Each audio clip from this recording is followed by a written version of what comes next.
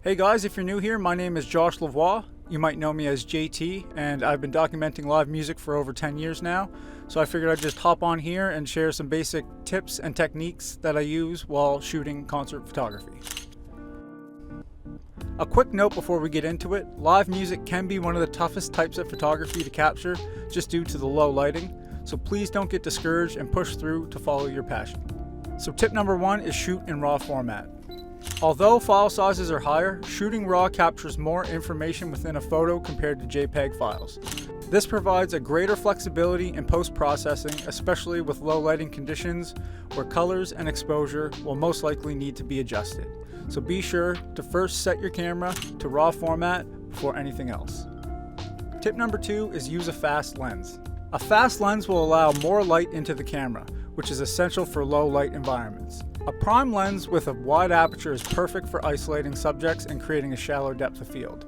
My go-to lens is a 50mm 1.8, but I would not recommend shooting all the way open. I prefer to hover around 2 to 2.8 depending on the angle I am shooting from. Tip number 3 is use a fast shutter speed. Depending on the genre of music, concerts can feature fast-moving performers, so you're going to want to use a shutter speed of at least 250th of a second to freeze the action and avoid motion blur. In the case where you want to be more artistic, you can play with longer shutter speeds, and I can share some of those other techniques that I use in a separate video. Tip number 4 is increase the ISO. I personally adjust the ISO last just because in most cases you will need to boost it pretty high, which can result in a noisy photo. To help compensate, aim to slightly underexpose your shots to minimize the grain. Where we are shooting in RAW, it's a lot easier to brighten the photo in post without posing a risk of blowing out the highlights. Tip number 5 is continuous shooting mode. Although this will result in longer transfer times and a lot more photos to go through, shooting in burst mode to capture rapid movements is key. At the end of the night, you will have a ton of throwaway shots, but this will increase your chances of nailing the shot every time, and you can easily delete images later on to free up space. So don't be afraid to hold the trigger. Now that we got all the basic settings out of the way, tip number 6 is practice. Before you start reaching out to musicians and promoters, you are going to want to practice at your own pace. Concert photography can get tricky and become quite frustrating at venues without knowing your settings. Practice doesn't need to be stressful. I suggest that you bring your camera to a small local gig and simply play with your settings to see what you can capture. This will not only allow you to practice at your own pace, it will also help build a small portfolio because providing samples of your work is the key to acquiring a media pass. So if you have yet to have connections, use your portfolio and start reaching out to bands and promoters, and your work will sell itself. Now that we are confident with shooting at some of our favorite venues, let's talk about the procedure that I like to follow to fully capture not only the performance, but the atmosphere as well. Which leads to tip number 7, don't camp out. Try to refrain from staying in one spot during the entire performance. You're going to want to capture as many different angles as possible, so try switching vantage points after every song. With this tip, it's important to know your boundaries within the venue.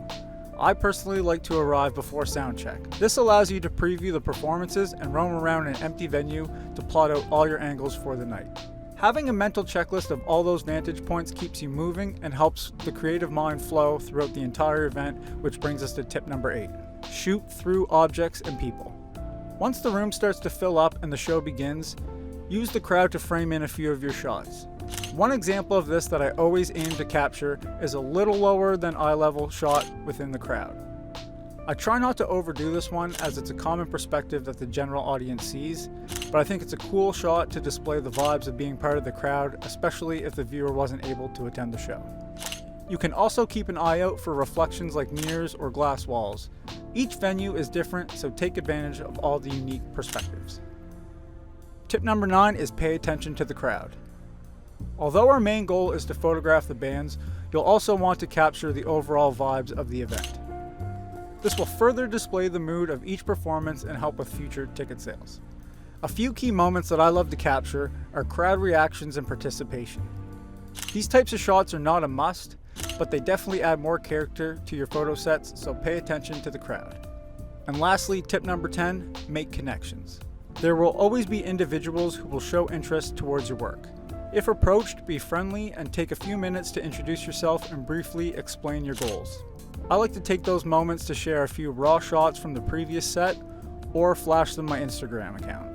This will quickly showcase both your raw and edited photos on the spot.